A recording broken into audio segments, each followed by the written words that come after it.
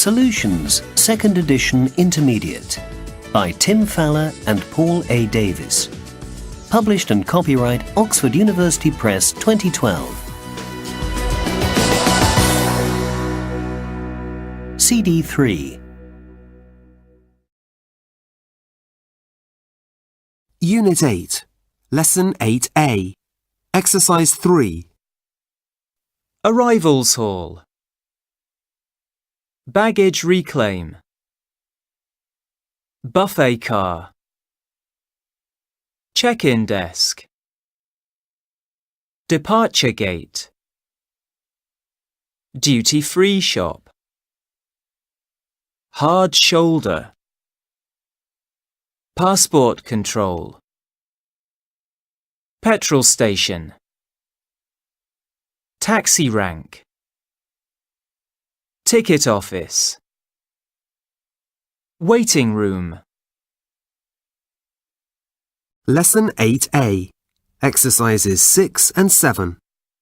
1. Have you been waiting long? Yes, I have. I think my train must be late. Which train? The 12:05 to Manchester. I think it's gone. What do you mean? I didn't see it. It left from the other platform. Oh no. 2. Can I have a cheese and tomato sandwich and a coffee, please? Oh, and an apple. White or brown? I'm sorry? The sandwich. White or brown bread? Brown, please. Black or white? What? The coffee. Black or white? Oh, white. There you are. That's £12, please. Oh, gosh, that's a lot. I need more money. I'll have to go back to my carriage. 3.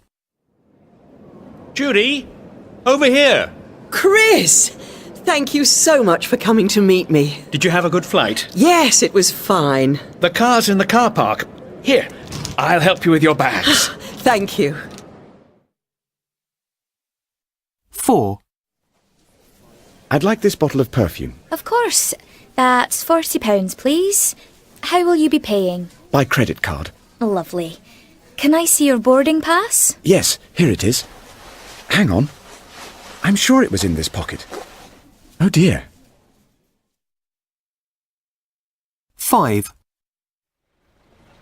Here, let me put those bags in the boot. Thanks. Where to? Baker Street, please. I'm in a bit of a hurry. OK, jump in. Don't forget your seatbelt. It's the law now. Oh, OK. 6. Where are you flying to today? Berlin. And how many bags have you got? Just this one. Can I take it as hand luggage? Yes, that looks OK. Thanks. 7. Great. We just made it in time. Look, they're boarding. Come on. Can I see your boarding pass? Sure.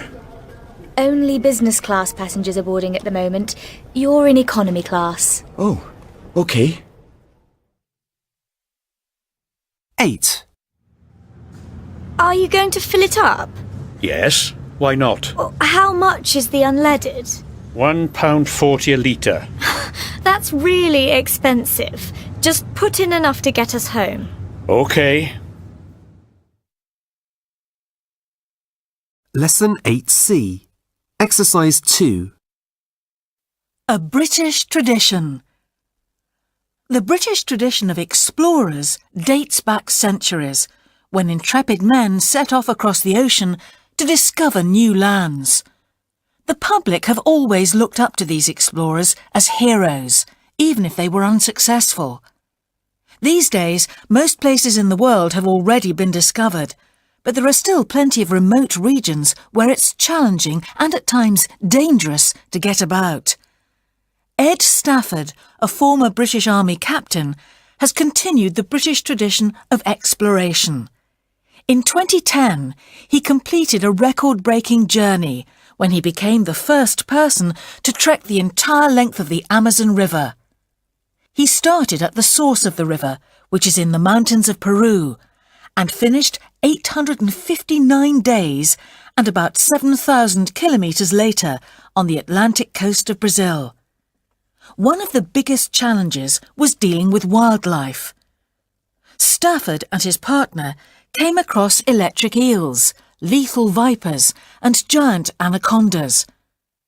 As if that wasn't enough, Stafford suffered an estimated 50,000 mosquito bites, and a tropical fly laid its eggs in the skin of Stafford's head.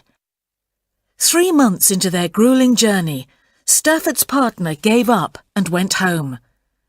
But some of the humans he encountered were even more threatening than the wildlife. Stafford had been warned to stay away from certain notorious villages, but on one occasion he was chased by 5 or 6 boats full of angry locals. They were armed with guns and bows and arrows. Stafford thought they were going to kill him, but in fact the village chief accompanied Stafford for 47 days of the walk, and they ended up becoming good friends. Lesson 8C, Exercises 5 and 6. Robert Falcon Scott, or Captain Scott, as most people call him, was a famous British explorer who lived at the start of the 20th century. In 1910, he set out on a new expedition. His aim was to get to the South Pole. At that time, nobody knew very much about Antarctica. The maps were not good, and nobody had ever been to the South Pole. Scott wanted to be the first.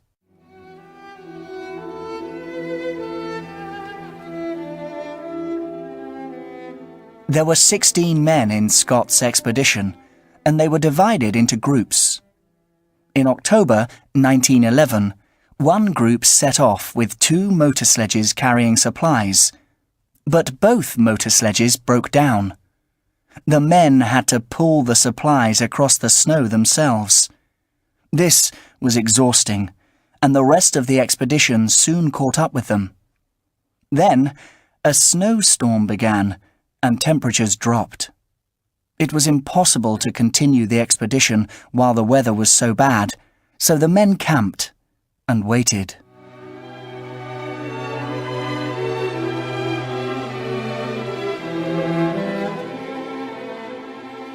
Scott was determined to reach the South Pole. He decided exactly who was going to make the final part of the journey, himself and 4 others.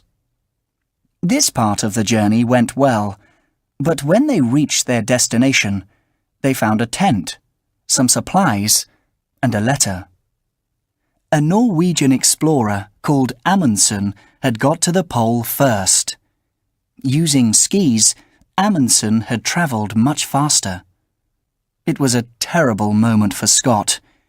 In his diary, he wrote, "Great God, this is an awful place."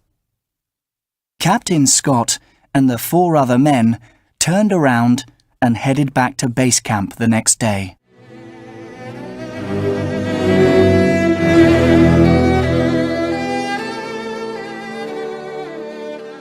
The return journey was a disaster. The weather was terrible, and the men were exhausted. They did not have enough food to eat, and on the 17th of February, one of them collapsed and died. The 4 survivors continued their journey, hoping for better weather. But in fact, the weather got worse, much worse, and they had to stop. One of the group, Captain Oates, decided on the 17th of March that he had no hope of completing the journey. He went out of the tent saying, "I am just going outside, and I may be some time." He did not return. He must have decided that his own death would help the other 3, because they would have more food.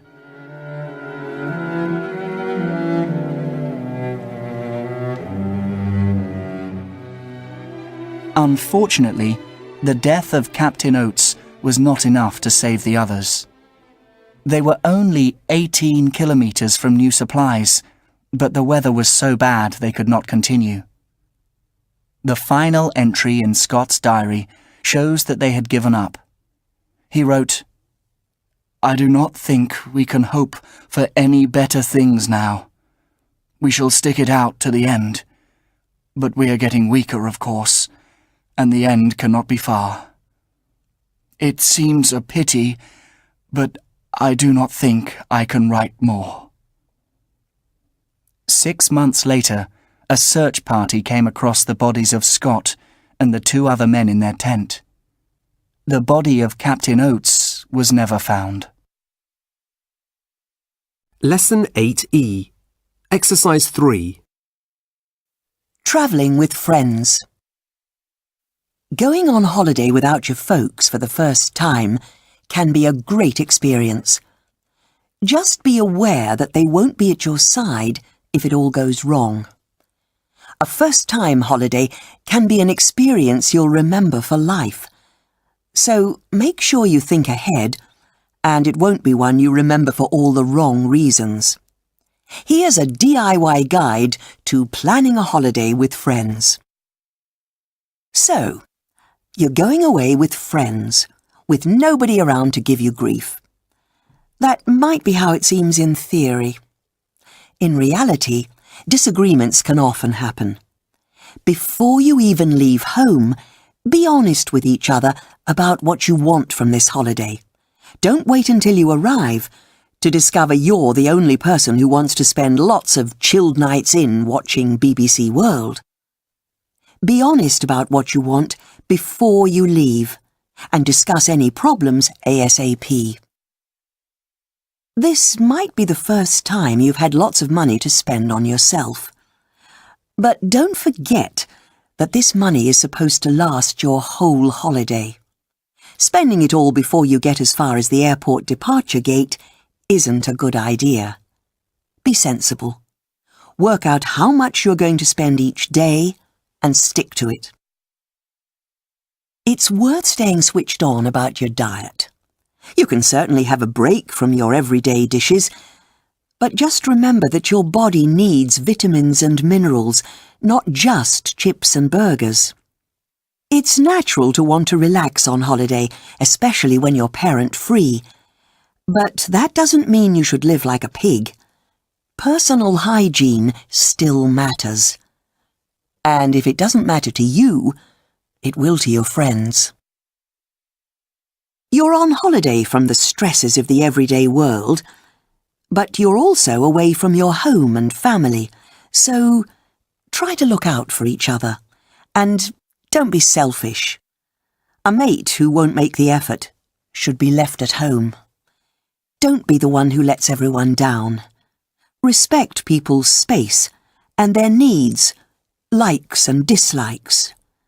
If you're staying in a self-catering apartment, make sure you all take turns to do the cooking and washing up.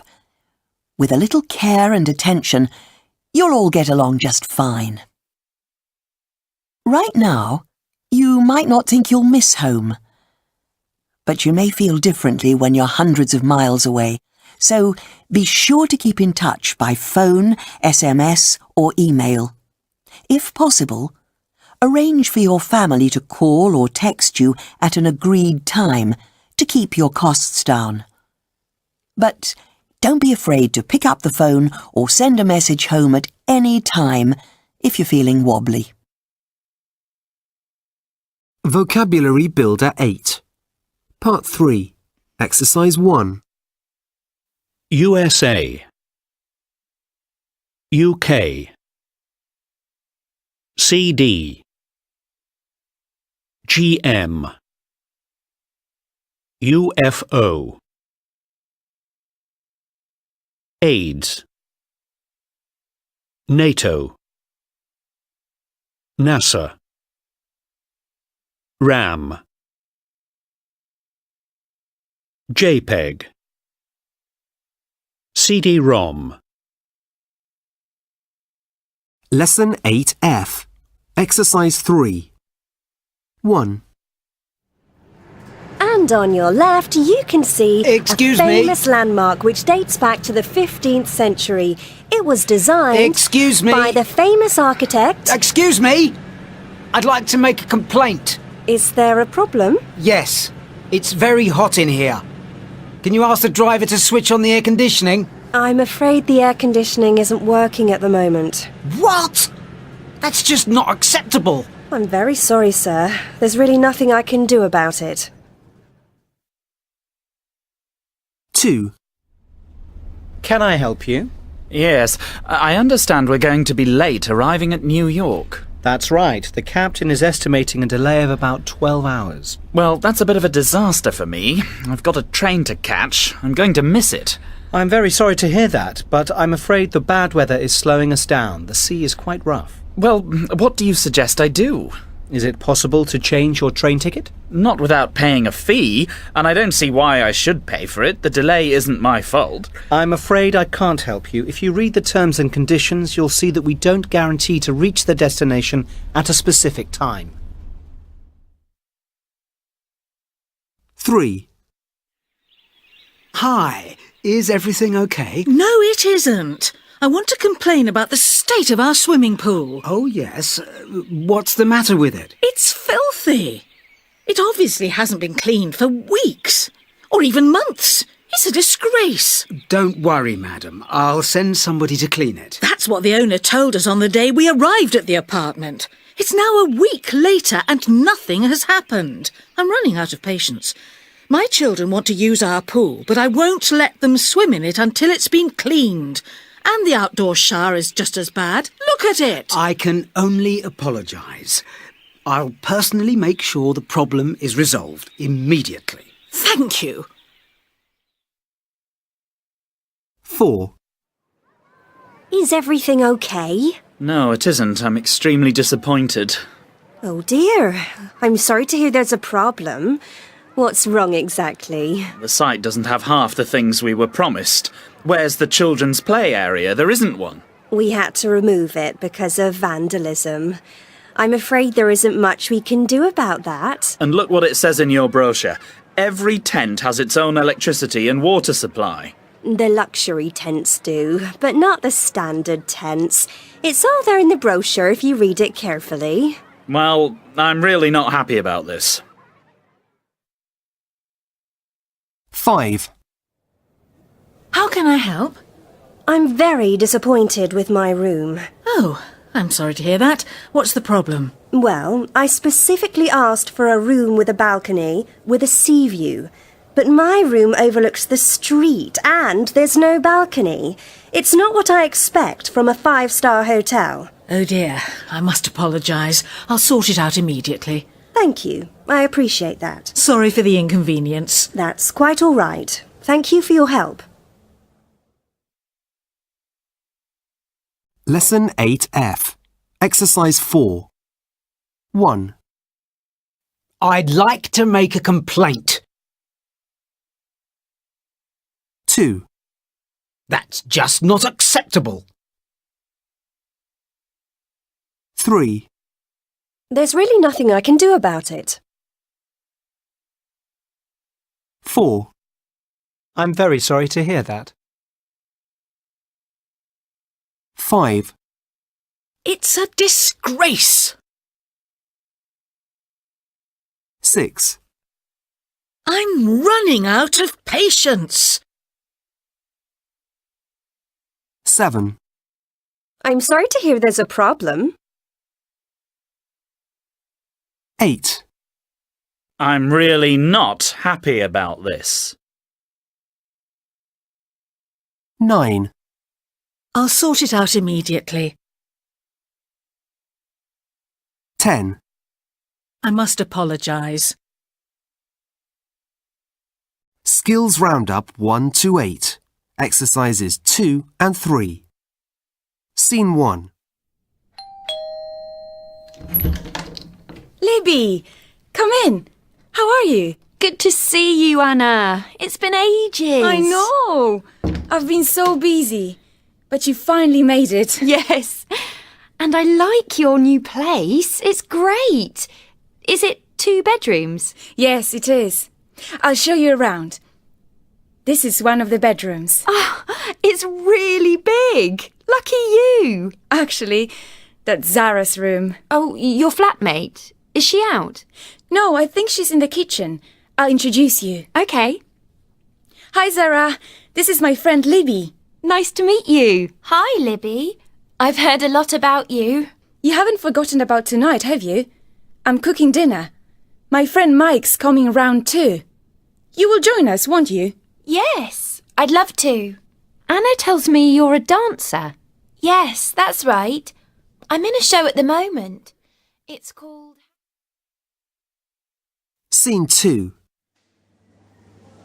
So, what are we getting for tonight? I think I'll make lasagna. So we need some cheese. It's over there. And you haven't told me how you're getting on with Mike. Are you seeing more of him? Don't ask. What do you mean? I thought you really liked him. Well, I've changed my mind completely. I got really angry with him last weekend. I'll tell you about it on the way home. But he's still coming tonight, isn't he? For dinner, I mean. Yes, he is. But that's only because I'd already invited him. Oh dear. Scene 3.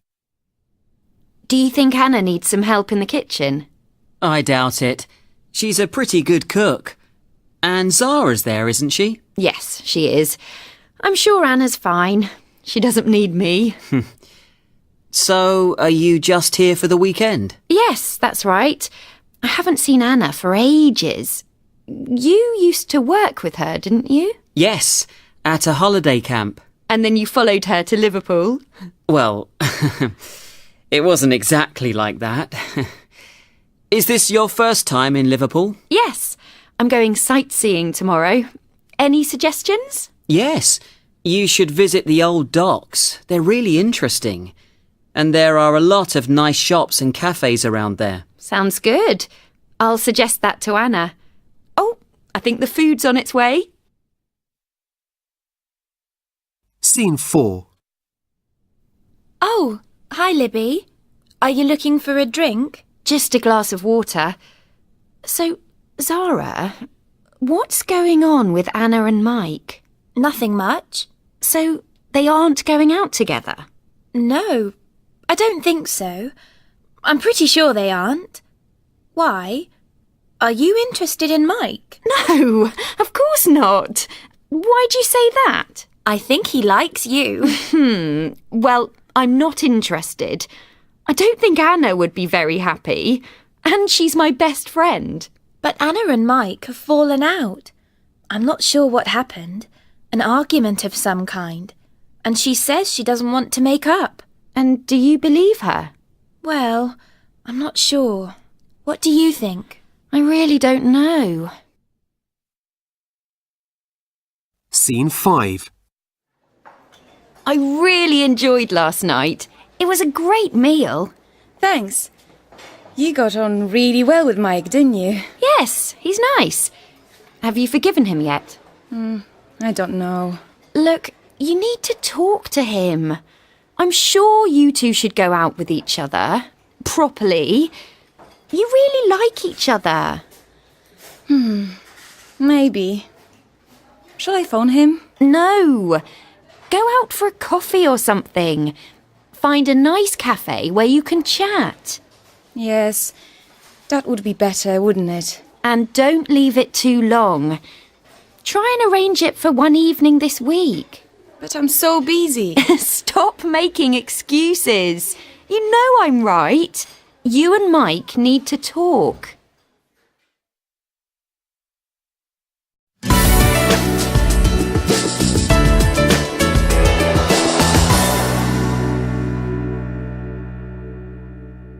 Unit 9, Lesson 9A. Exercise 2. 1. Summer sale. 50% off everything. Bargains galore. 2. We accept all major credit cards. 3. Huge stock clearance. Massive reductions. 4. Please check your change. Mistakes cannot be rectified later. 5. This item is currently out of stock. 6. Cash only at this till. No cheques or credit cards. 7. Special offer. 3 for the price of 2. 8.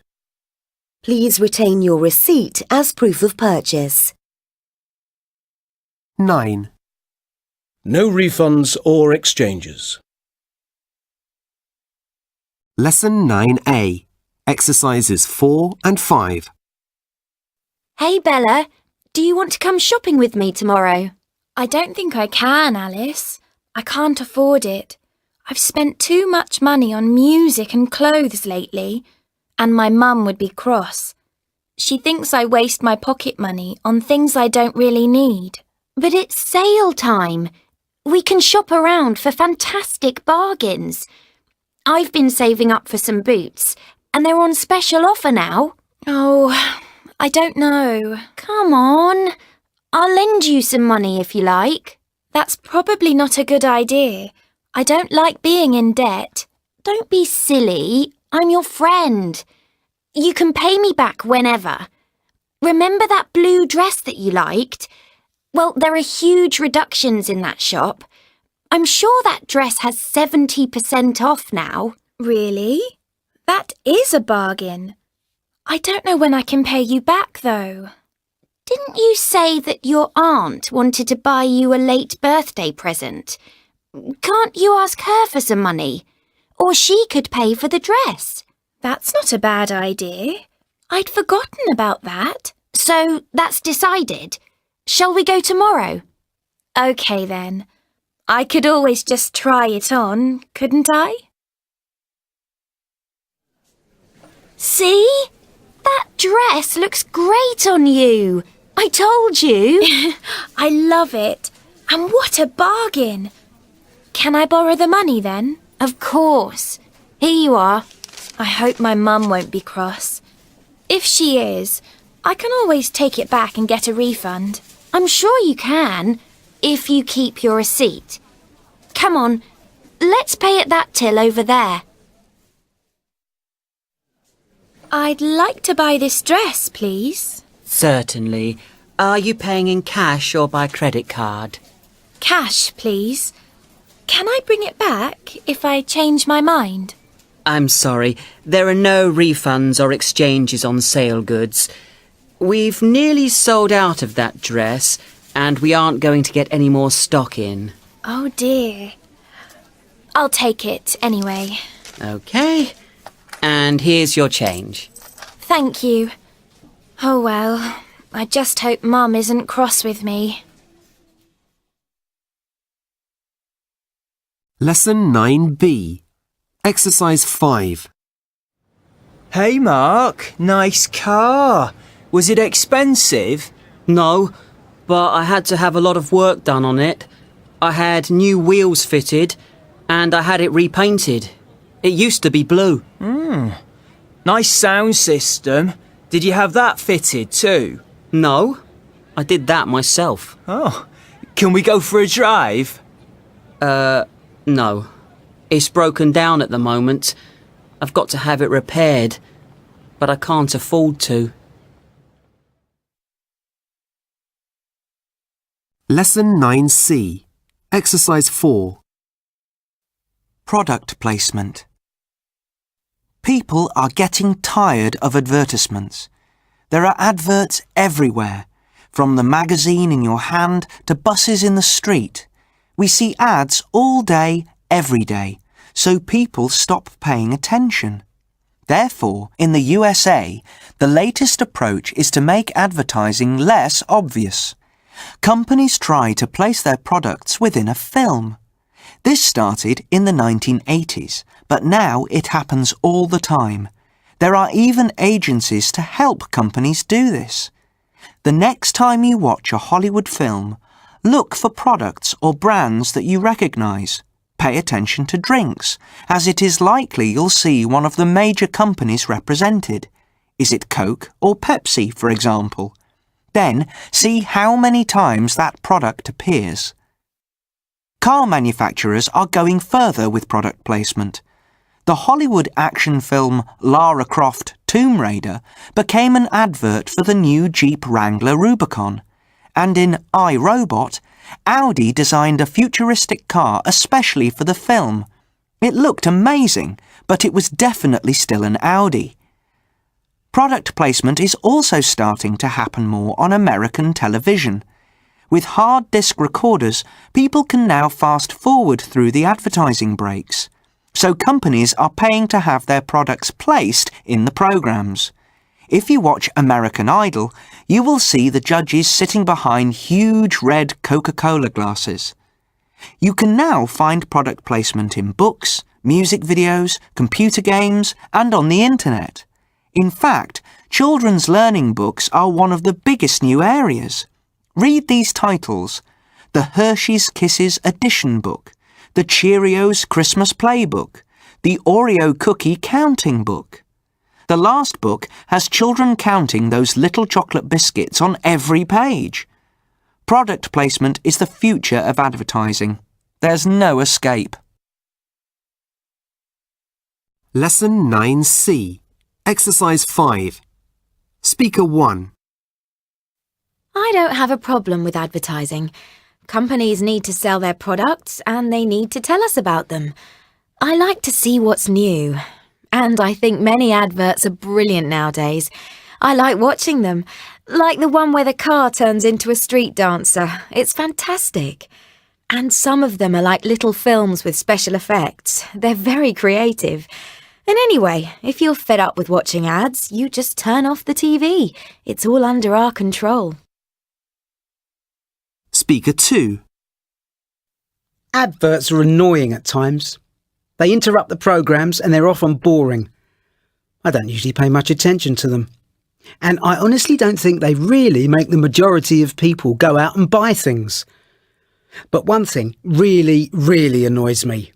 Why are there so many adverts aimed at children?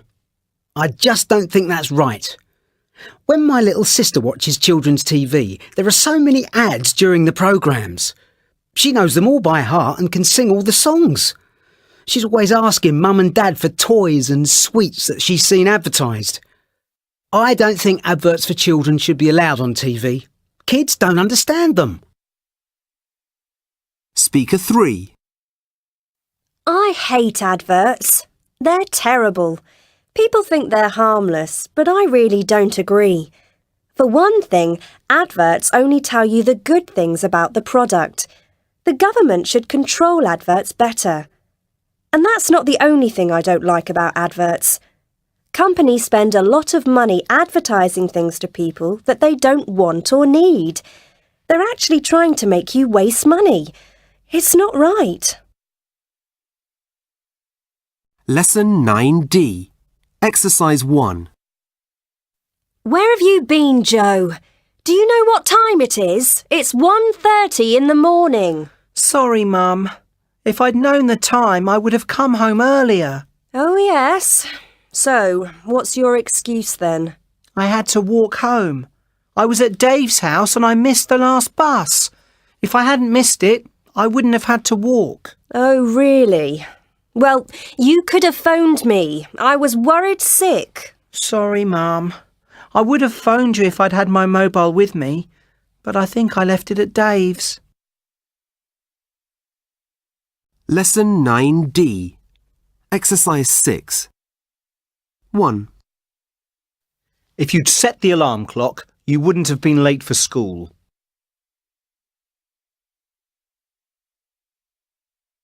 2. If I'd known it was her birthday today, I'd have sent her a card.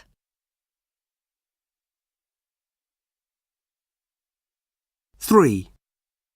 If I'd heard the phone ring, I'd have answered it. Lesson 9E. Exercise 2. The world's luckiest man. 81-year-old Frano Selak is known as the world's luckiest man. Throughout his long life, he has survived 7 disasters, all of which could have killed him. Then, at the age of 76, he got married for the 5th time. Selak was born in a small town in Croatia. He was involved in his first accident in 1962. He was travelling by train from Sarajevo to Dubrovnik when the train jumped from the rails and fell into a freezing river. He managed to get to the riverbank with a broken arm, suffering from hypothermia. The following year, Selak took a flight for the first and last time. The door opened and the passengers were thrown out of the plane. If that haystack hadn't been in the field, he would have died. A few years later, he was travelling by bus this time when, again, it fell into a river. This time, he only had cuts and bruises. He was getting used to it. His next accident happened in 1970, but with a different method of transport. He was driving along the motorway when suddenly his car caught fire. 3 years later, his next car caught fire at a garage. The fire swept through the car. Again, he escaped from the vehicle, but he lost most of his hair. Accident number 6 was caused by transport again, but this time Selak was on foot. He was walking in Zagreb when a bus hit him. Amazingly, he wasn't too badly hurt. Was there no safe way for him to travel? His 7th accident happened the following year. He was driving in the mountains. He came round a bend and saw a huge lorry coming towards him. Miraculously, he managed to jump out of the car. He watched as car number 3 rolled down the mountain and exploded. Selak said, "I never thought I was lucky to survive all my disasters. I thought I was unlucky to be in them in the first place." In the end, however, Selak did feel lucky. Not when he won the lottery, but when he met his 5th wife, Katerina. In fact, he has sold his luxury home and given away most of his lottery money. He said, "All I need at my age is my Katerina. Money wouldn't change anything." But there was one thing that he did spend some of his money on. Now, even if he never travels by car, bus, or plane again, he can still keep walking. Lesson 9E. Exercise 8. Doesn't mean anything.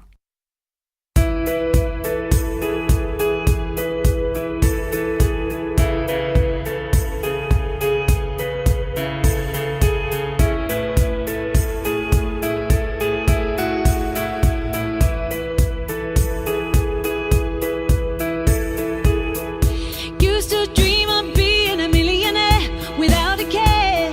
But if I'm seeing my dreams and you aren't there, 'cause it's over, that just won't be fair.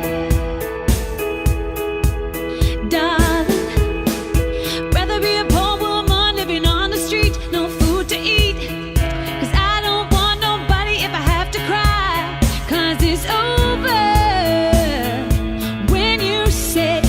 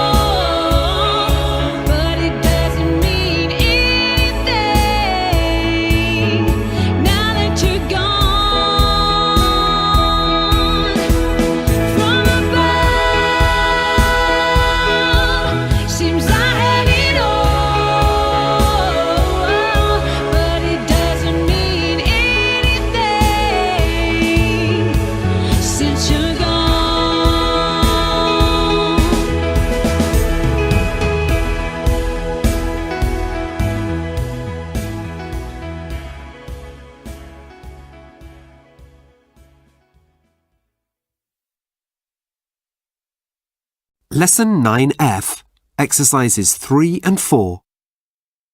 I can't be sure, but I guess the girl is buying something. I think she's holding a credit card. It certainly looks like a credit card. Yes, I'm pretty certain that she's giving her credit card details to the sales assistant. She's got a laptop there, but she can't be shopping online because she's giving her card details over the phone. Another possibility is that she's phoning her bank. If she manages her bank account online, it could be that she's phoning the bank to set up a direct debit or something like that. It's difficult to say. Lesson 9F, exercise 5. Yes, I'd say that I buy a lot of things online. For example, I'm always downloading music from iTunes. Actually, I downloaded a couple of tracks just last night. As for my friends, I wouldn't say that they buy things online as often as I do. In fact, I'm pretty sure that some of them have never bought anything online. Why do I do it? Well, for one thing, it saves a lot of time because you don't have to go to the shops. I also think that things are usually cheaper online. Lesson 9F, exercise 6. The last time I used a computer was last night. I was watching TV with my sister. I'd completely forgotten that I had history homework. But in the middle of the program, I suddenly remembered and rushed upstairs to my room to start. I used to use my dad's computer, but my parents bought me a laptop for Christmas, which I keep in my room. Anyway, while I was writing the essay, a couple of my friends kept sending me messages. They could see I was online, you see. It was really distracting, so I quit Messenger. Eventually, I finished the essay at midnight. Get ready for your exam 5. Listening. Exercise 2. Welcome to today's edition of One Life Only. With us, we have someone who has travelled across the Atlantic the hard way. Let me introduce Jason Mckinley, who crossed the ocean in a rowing boat. So, Jason, why did you decide to embark on this particular trip? Well, I wanted to find the world's toughest physical challenge. I decided to enter the Atlantic Rowing Challenge, a rowing race covering nearly 3,000 miles from the Canary Islands in Europe to Barbados in the Caribbean. I asked a friend, Phil Carrington, if he would join me, and luckily he said yes. So what was the first thing you had to do? Find a boat, and then learn to row. My goodness! What else did you have to do to prepare for the journey? We had to do a lot of planning, plan the route and work out how much food and water to take for the journey. We decided to take 60 days' worth of food, a lot to fit into a small space. And what was it like to be actually on the water? It was great, until day 3. Then we were hit by our first storm. We had to stay in the cabin for 18 hours. 2 big guys in one tiny cabin, not comfortable. Were the storms the worst thing? Well, there was the shark. Really? It swam round and then it went underneath the boat. They're strong enough to break the boat if they want to, but fortunately this one wasn't interested. However, that evening I had to go into the water to clean under the boat. I was making a lot of noise, and I was a bit worried that the shark might still be around to hear me. Suddenly, there was another noise, a bump, a bang, and a thud, so I tried to climb back into the boat really fast. Was it the shark? I'll never know. And how long did the journey actually take? 51 days. We were the first British pair to finish. Wow! How did that feel? Fantastic. But we were extremely tired and very thin. It took me a few weeks to get back to what I weighed before. An amazing journey. Thank you, Jason, very much for telling us about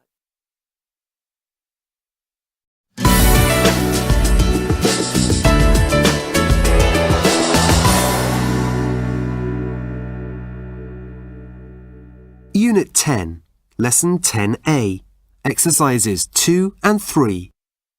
1. This is my favourite aria. Shh!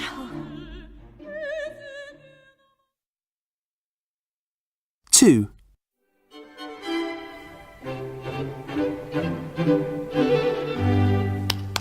Shh!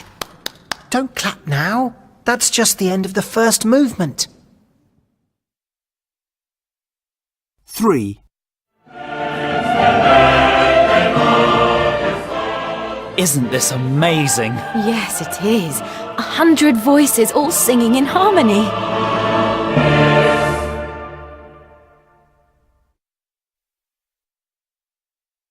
4.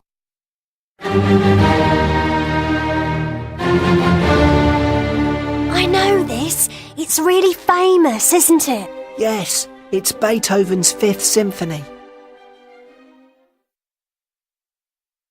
5. Now put your hands up. Now put your hands up. Now put your hands up. What do you think of this track? It's okay. Some of the lyrics are really clever, but it's not my kind of music.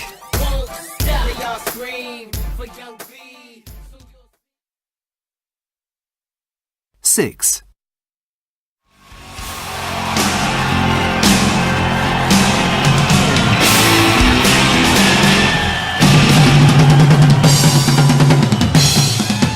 It's time for the big drum solo. Let's go and get something to eat. Good idea. 7. What's this tune? I've no idea. I can't hear the melody. 8. Give me your heart before you leave me. He's got a good voice, hasn't he? His voice is okay, yes, but I'm sure he's playing the wrong chords. 9.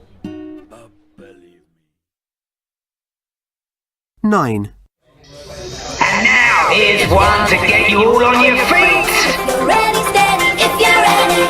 Uh-oh, let's go, go. Doesn't this beat make you want to dance? No, not really. 10.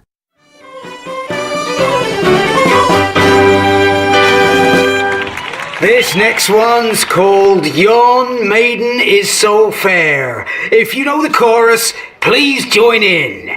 I did lie and hated thee and did do I do. Lesson 10C. Exercise 1. Music around Europe. British summers are not always well suited to standing in a field with thousands of other festival goers, as fans of the Glastonbury Festival in southwest England have often discovered. So these days, thousands of music lovers head for mainland Europe for sunnier festival experiences. Here are some of the most popular destinations. Belgium. Rock Werchter started in 1975 and always attracts big headline acts like Kings of Leon and Coldplay. The location in the centre of Belgium isn't exactly exotic, but it's a short journey from London to Brussels by train and then on to Leuven, where shuttle buses will take you to the site. The festival takes place in early July and lasts for 4 days. Croatia. The T-Mobile In Music Festival in late June is a 20,000 capacity event beside Lake Jarun in the centre of Zagreb. One of the many festivals in the Balkans, it always has a strong lineup, including acts like Jamiroquai and Arcade Fire.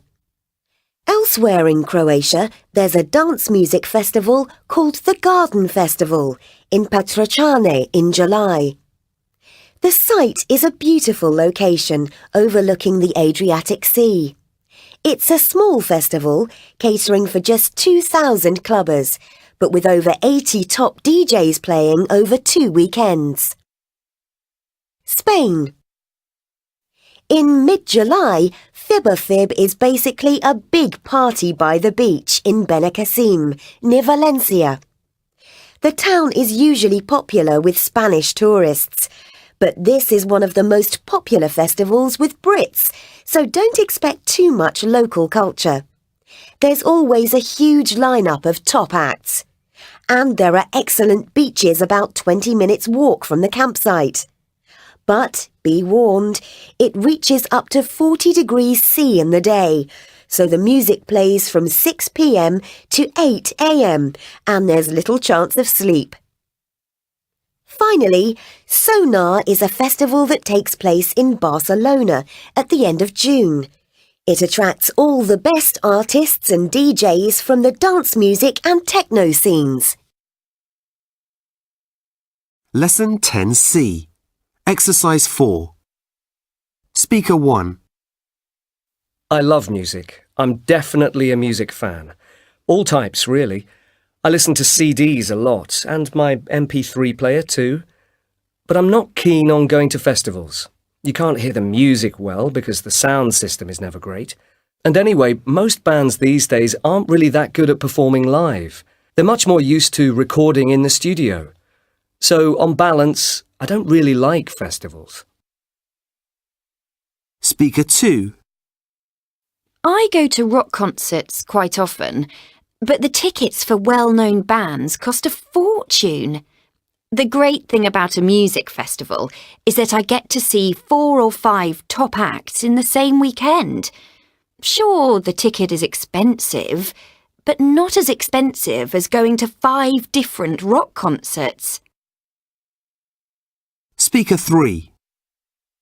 I like the idea of music festivals, being with friends in the open air, listening to great bands playing live, but the truth is, I'm not good with crowds.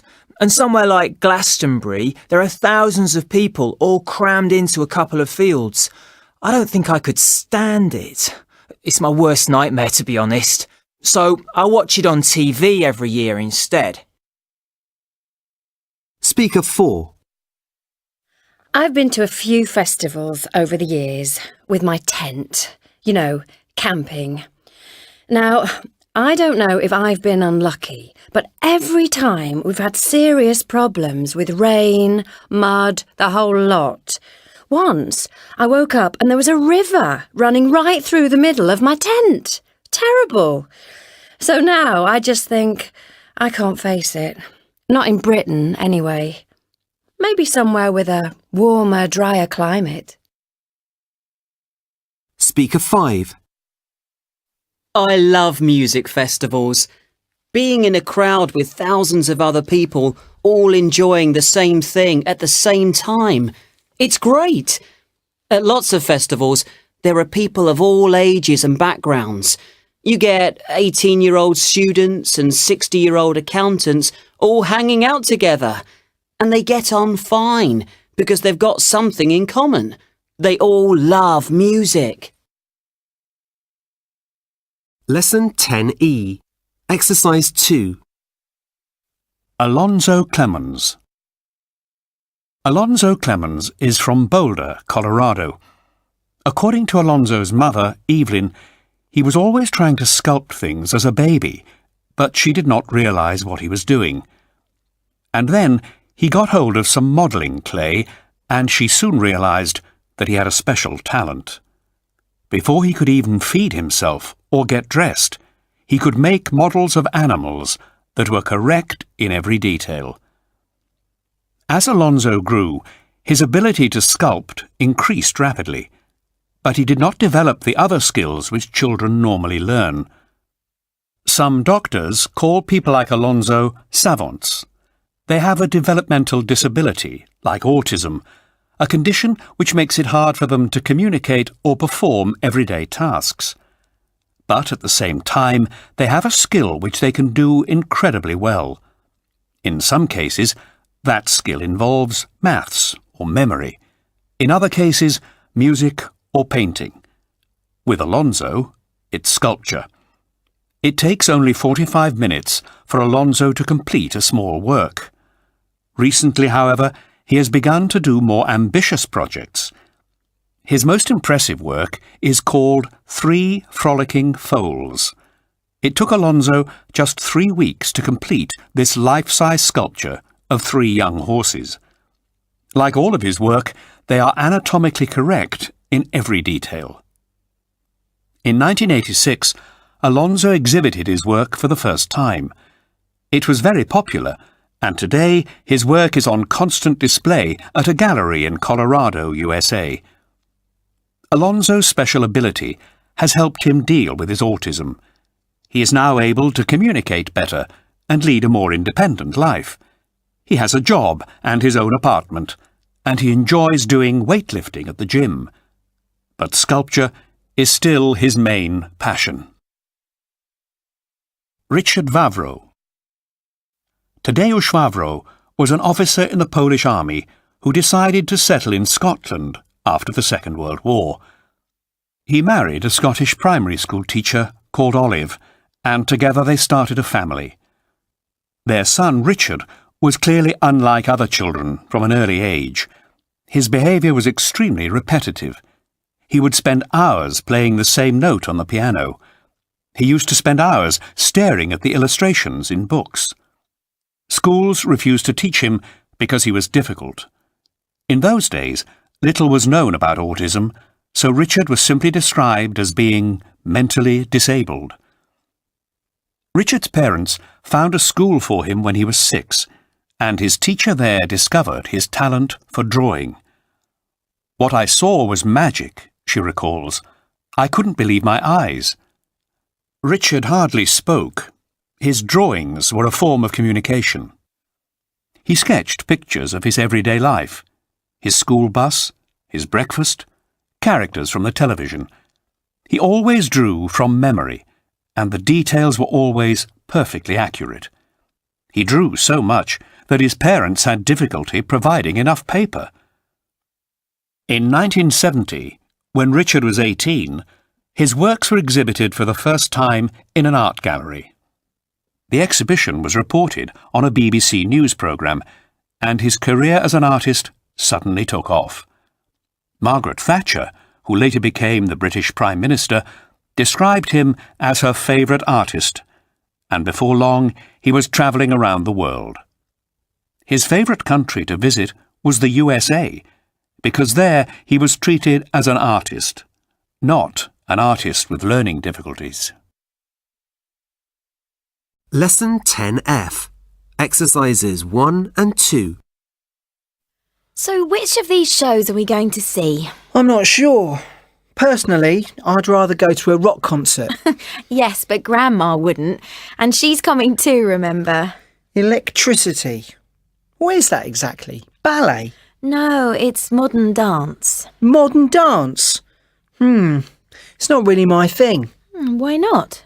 I don't know. It just doesn't appeal to me. I don't hate it, but I'd rather see something else. Oh, that's a shame. Modern dance is interesting.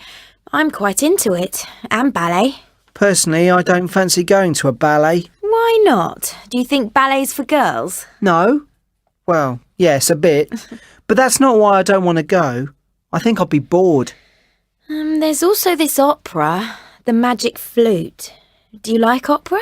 I wouldn't say I was a real fan. Well, how about this musical, Hairspray? That sounds more fun. I don't know much about the show, though, do you? Not really, no. But I think it's about a TV dance show. I saw a bit of the film once. It won't be too heavy. No, not at all. It should be really entertaining. Let's phone up and see if there are any tickets left. Lesson 10F. Exercise 3. Expressing enthusiasm. I'd really love to see it.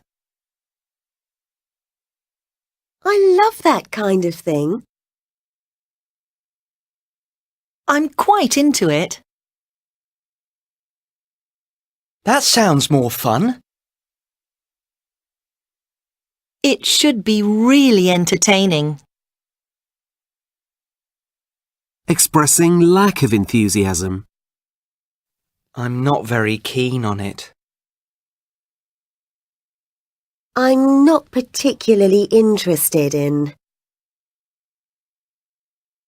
I'm not really interested in...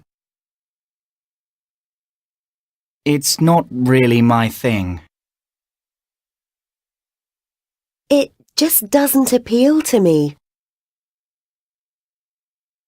I think I'd be bored. I wouldn't say I was a real fan. Lesson 10F. Exercise 6. Speaker 1. As I see it, they need to do something about the price of tickets. It can cost a fortune to buy a ticket for a musical or a ballet. Not only that, but there is the cost of transport and maybe some food when you're out. It's such an expensive evening out. I really think that they should offer cheap tickets for students and other young people. Speaker 2. I firmly believe that all civilized societies must offer cultural activities. You can't imagine a major city without a theatre or a concert hall. I also think that it's an important form of leisure. People work so hard these days. They need time to relax and to escape from their normal life. Going to the theatre or a concert or something like that is a great form of escape. Well, to my mind anyway. Lesson 10F. Exercise 7. 1. Opera houses can be such formal venues. 2. Opera goers often look so posh. 3. It's such an expensive night out. 4. People work so hard these days. 5. Ballet is so old-fashioned. 6. Watching a play is such a different experience. Skills Roundup 1 to 10. Exercises 2 and 3. Scene 1.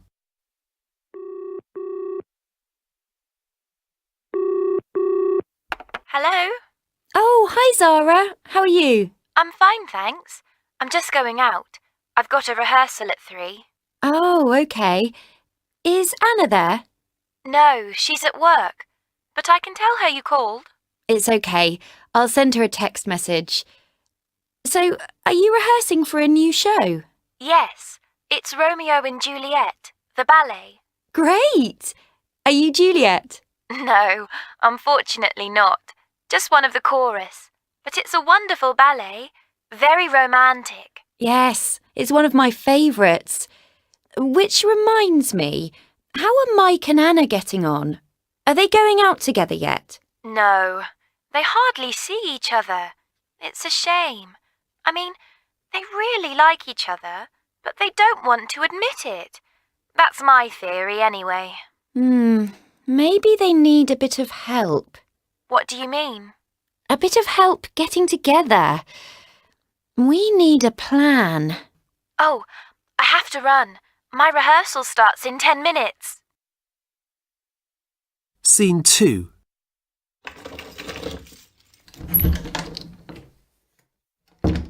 Anna? Is that you? Yes, it's me. Hi, Zara. How are you? Tired. I was at a rehearsal for 4 hours. Our director treats us like slaves. Poor you. What are you up to this evening? I'm going to stay in and watch a DVD.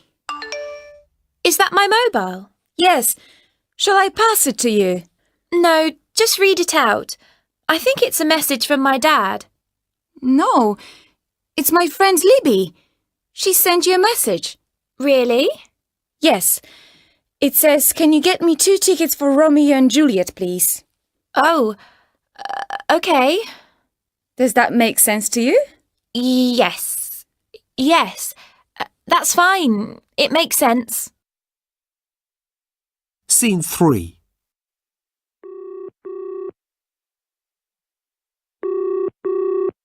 Hello?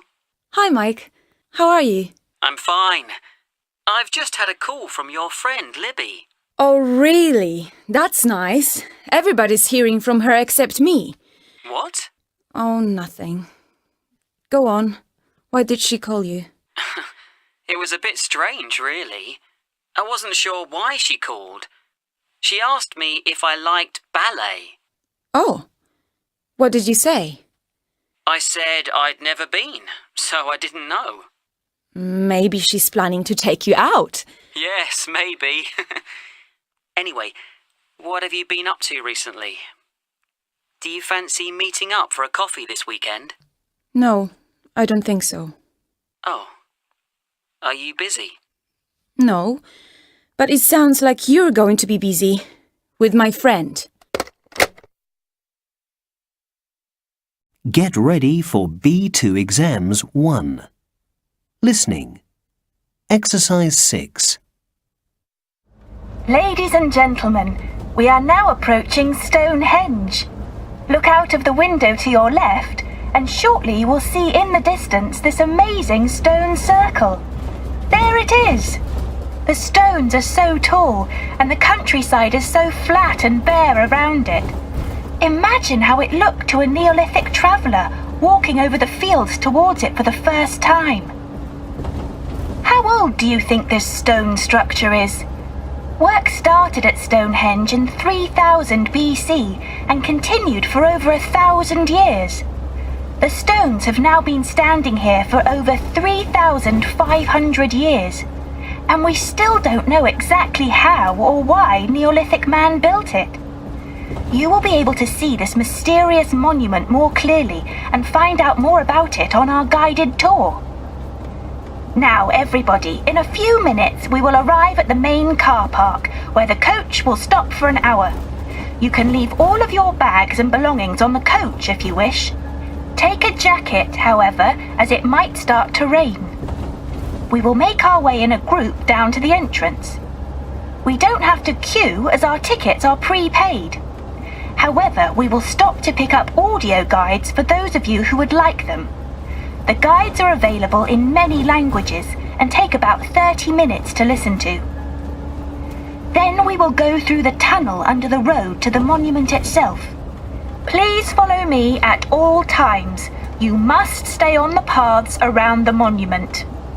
I'm afraid you are not allowed to go up to or touch the stones themselves. However, don't worry. You will get a good, clear view from the designated walkways. After we have toured the site, there will be time for refreshments at the small cafe before we have to head back to the car park. Now, are there any questions before we leave the coach? Get ready for B2 Exams 2. Listening. Exercise 6. Speaker 1. Some people say that it doesn't matter whether you vote or not, because one vote won't change the result. They say that you are just one voice in a crowd of millions. But if everybody thought that their vote didn't count, then nobody would get elected.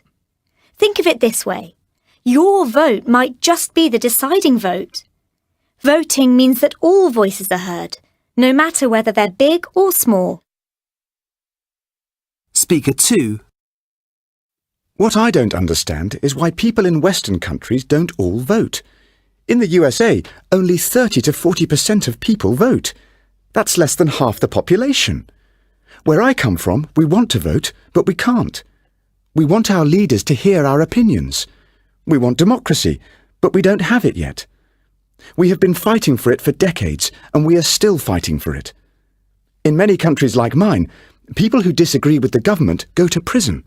Imagine that. You are lucky to be able to vote, so use this opportunity. Speaker 3. I don't think I'm going to vote this time. I'm fed up with politicians. I would vote, but there's nobody worth voting for. I've listened to everybody who is campaigning in this election, and I think they all sound the same. Their policies all sound negative. All they do is criticize the other candidates.